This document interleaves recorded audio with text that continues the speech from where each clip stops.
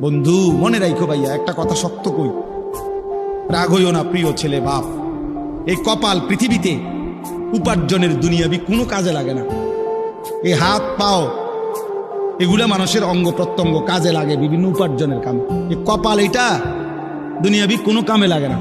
দেখ কোনো কাজের জন্য ওটা দিয়ে কোনো উপার্জনের কোনো কামে, দুনিয়ার কামাইয়ের কোনো কাজে এই কপালের এটুকু জায়গা ব্যবহার হয় না, এটা লাগে না আর কি। তাই এটা আল্লাহ তাআলা কেন বানাইছেন? খোদার কসম রব্বুল আলামিন এই কপাল শুধুই সেজদার জন্য বানাইছেন,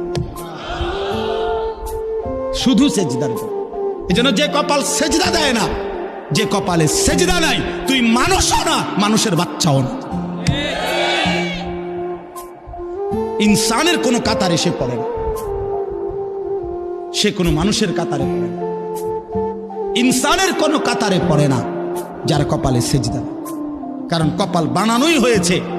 সেজদা কাকে বলে? ওয়াদউল জাবহাতে আলাল আরদ, জমিনের মধ্যে কি রাখা, এই তো কপাল রাখাটারই কি কয়? তার মানে সেজদা কপাল।